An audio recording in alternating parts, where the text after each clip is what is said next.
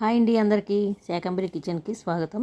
ఈరోజు అందరికీ తెలుగు వాళ్ళందరికీ ఇష్టమైన మినపసున్ని సున్ని ఉండలు సంక్రాంతి స్పెషల్ ఎలా చేయాలో చూపిస్తున్నాను. దీనికి నేను 2 కప్పుల మినపగుళ్ళని తీసుకున్నానండి. వాటిని మీడియం గంట లో హీట్లోనే బాగా 20 నిమిషాలు వేయించుకోవాలి. తర్వాత అవి వేగిన తర్వాత బియ్యం ఒక 3 టేబుల్ స్పూన్లు తీసుకుని వాటిని కూడా ఒక 5 నిమిషాల పాటు ఎర్రగా వేయించుకోవాలన్నమాట. ఈ బియ్యం వేయడం వల్ల క్రిస్పీనెస్ ఉండి పళ్ళకు అంటుకోకుండా టేస్టీగా కూడా ఉంటుందన్నమాట సున్నుండ తినేటప్పుడు. ఇవి బాగా వేగిన తర్వాత వీటిని ఒక పళ్ళెంలో ఆరనిచ్చి బాగా చల్లారిన తర్వాత వీటిని మిక్సీలో బాగా మెత్తగా పట్టుకుని మెత్తటి జల్లెడలో వేసుకుని బాగా జల్లించుకోవాలన్నమాట. ఇవి నేను 2 కప్పులు తీసుకున్నాను కాబట్టి 400 గ్రాముల బెల్లం పట్టిందనమాట. వీటిని సన్నగా తురుముకుని ఈ పిండి ఉంది కదా, ఈ పిండి మిక్స్లో మొత్తం ఈ పిండిలో అంతా కూడా బాగా కలిసేట్టుగా కలుపుకోవాలన్నమాట. బాగా కలిపిన తర్వాత ఈ పిండి మిశ్రమాన్ని మనం మిక్సీ జార్లో వేసుకుని మళ్ళీ గ్రైండ్ చేసుకోవాలన్నమాట.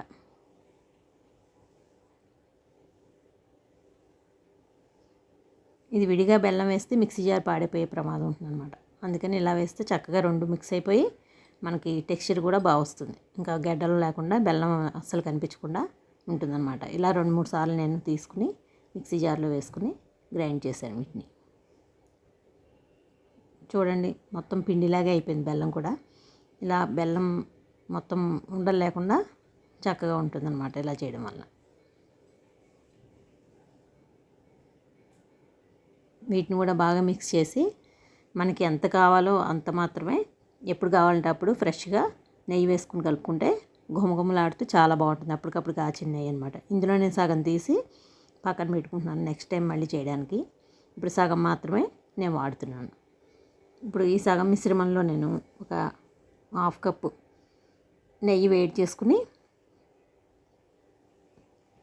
ఈ మిశ్రమంలో పోసి స్పూన్తో కలుపుకోవాలి, చేయి కాలే ప్రమాదం ఉంటుంది కాబట్టి.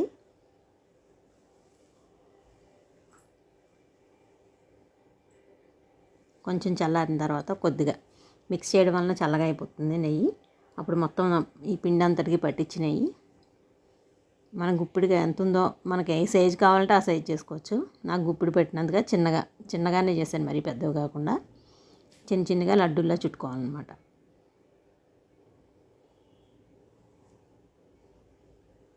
మొత్తం పిండికి అంతా పట్టేట్టుగా నెయ్యిని చూసుకోవాలి. మొత్తం మిక్స్ అయిన తర్వాత ఇలా గట్టిగా ఉండలు చుట్టి పక్కన పెట్టుకోవాలి.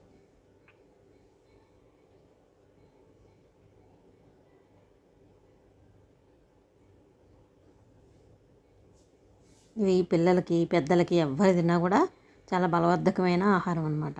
ఈ చలికాలంలో ఎముకల నొప్పులు అవి రాకుండా కూడా పెద్దవాళ్ళు నడుము నొప్పి, ఎముకల నొప్పులు, కీళ్ళ నొప్పులు రాకుండా అందరికీ ఒక లడ్డు ఇస్తే రోజు ఒక లడ్డు తిని ఒక గ్లాసు నీళ్ళు తాగితే చాలా మంచిది హెల్త్కి. ఇవన్నీ చుట్టిన తర్వాత వీటిని ఒక ఎయిర్ టైట్ కంటైనర్లో భద్రపరిస్తే నెల రోజుల వరకు ఫ్రెష్గా ఉంటాయన్నమాట.